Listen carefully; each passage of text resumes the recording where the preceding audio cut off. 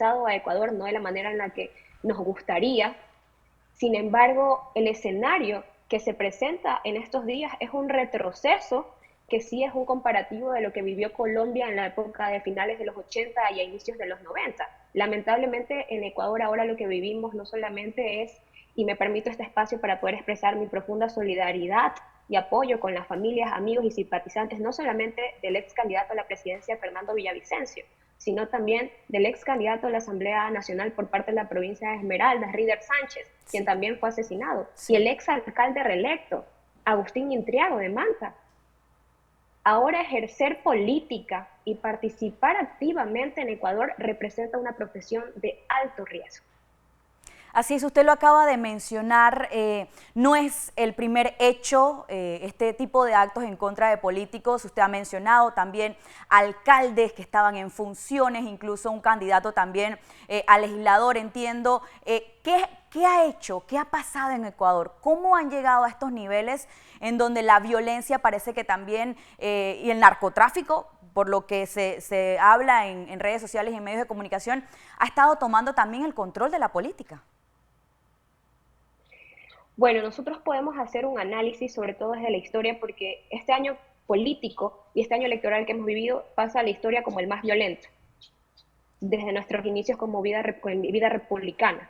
Ahora, nosotros lo que podemos avisorar es de que te mentiría si te dijera que esta situación, que hoy día apenas es la punta del iceberg, lo que estamos viendo, de todo lo que está sucediendo en Ecuador, nació hace 5 años, porque este tejido y este enraizamiento que tienen las mafias, los grupos narcocriminales y sobre todo el crimen organizado, para llegar a este nivel de perpetuar y sobre todo de atacar y apagar la vida de un candidato presidencial que contaba con seguridad y con un protocolo Así es. de salvaguarda de su integridad, estamos hablando de más de 10 años en los cuales una vez que el narcotráfico, las mafias y el crimen organizado llega a una sociedad, empieza a entretejerse entre los sectores más vulnerables. Esto sumado a una reducción en lo que es en los presupuestos de educación, de salud, te da el resultado de lo que ahora estamos viviendo en Ecuador.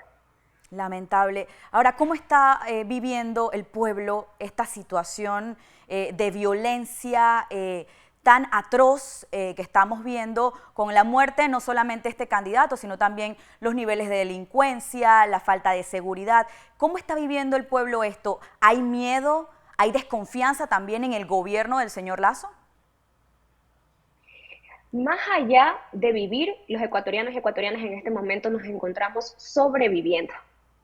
Los niveles de violencia y de criminalidad que estamos en este momento avisorando son históricos y también son un reflejo de políticas públicas precarias en seguridad, en salud y en otras carteras muy importantes. La ciudadanía se encuentra temerosa, indignada, consternada. No hay ecuatoriano y ecuatoriana que en este momento se sienta seguro de poner un pie fuera de su casa, debido a que nosotros podemos ahorita en este momento estar consternados por una figura tan representativa como era Fernando Villavicencio en el Ecuador, porque era un periodista, investigador, reconocido líder y activista que protagonizó diferentes casos y reveló procesos y sistemas de corrupción, no solamente dentro del sistema de lo que son los procesos petroleros del país, sino también a nivel de que puso en jaque mate al expresidente, Rafael Correa, Correcto. y logró la aceptación de un pueblo para llegar a la Asamblea Nacional, porque debemos de recordar que esto se desencadena a la disolución de la Asamblea de mayo de este año.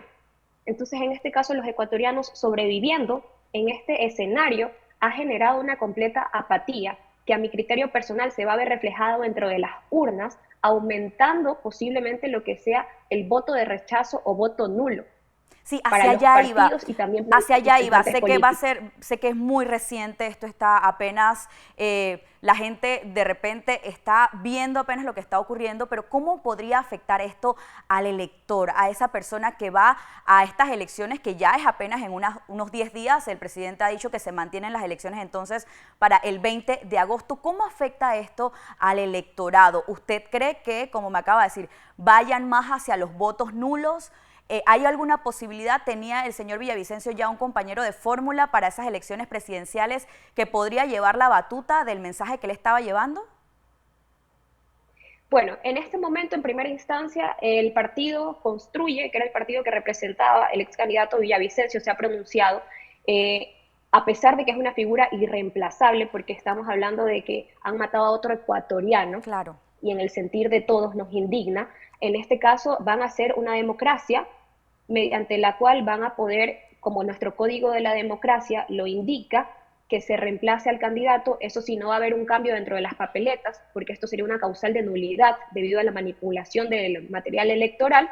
Las juntas receptoras del voto el 20 de agosto tienen el deber de informar a la ciudadanía que se acerca a votar sobre el cambio de candidato. Sin embargo, el partido todavía no ha denominado a un nuevo representante o a una nueva representante.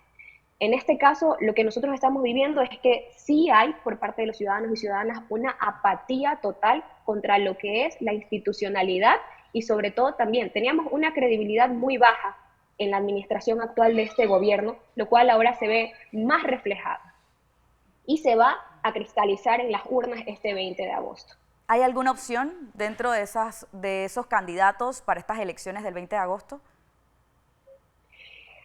Mira, hablarte de un candidato de los cuales está el perfilamiento sería poder especular, pero tenemos Claro. diferentes encuestas que están posicionando a diferentes figuras. Sin embargo, una vez que yo he estudiado los 8 planes de gobierno que han presentado los candidatos a la presidencia, creo que tienen puntos convergentes, tanto en materia de seguridad.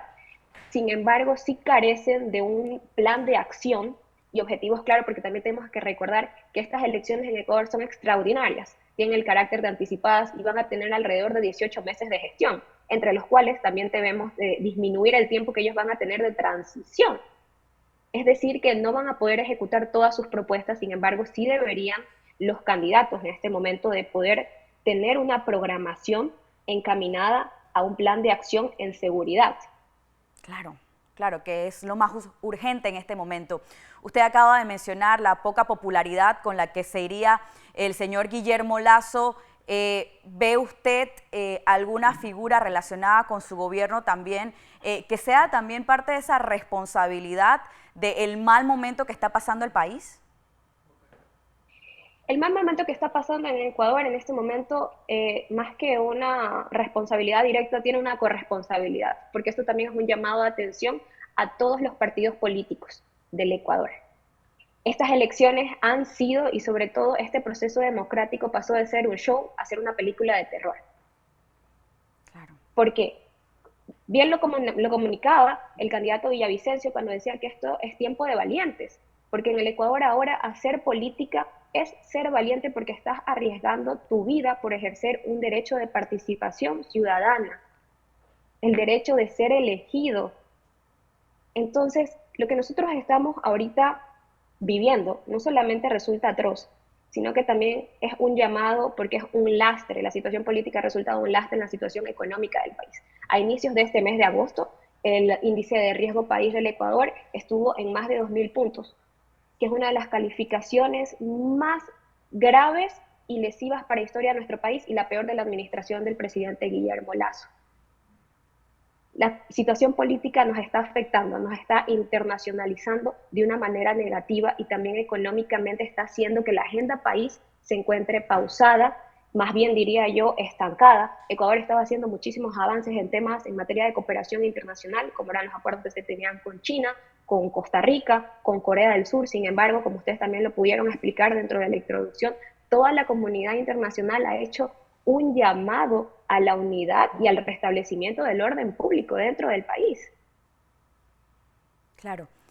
¿Cómo ve el futuro usted, señora, como politóloga, como internacionalista?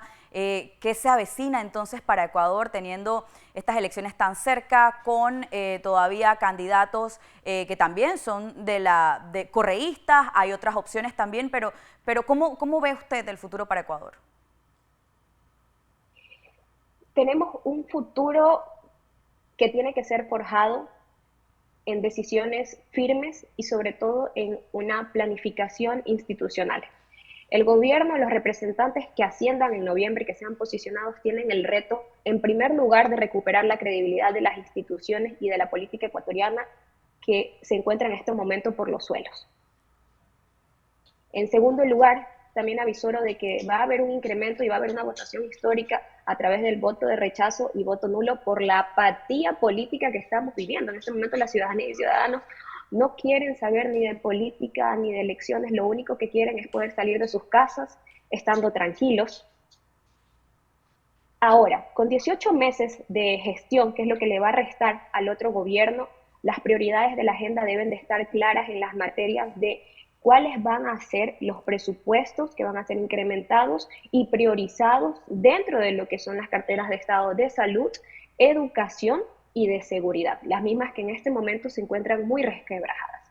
En este momento nosotros en Ecuador estamos viviendo un escenario comparativo a lo que fue la Colombia de los fines de los 80 y los 90 porque tenemos muchísima movilidad política.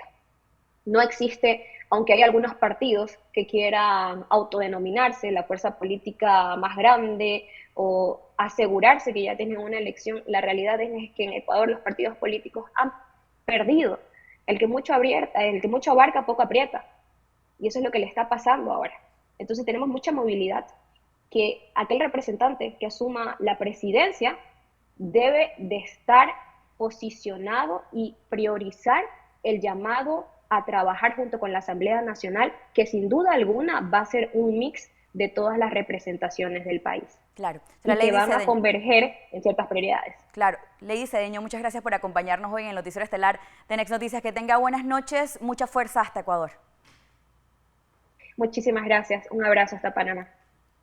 La politóloga e internacionalista Lady nos acaba de hablar de toda la situación que está ocurriendo en Ecuador en este momento, luego de este lamentable hecho criminal en donde pierde la vida un candidato presidencial. Con esto nos vamos a una pausa.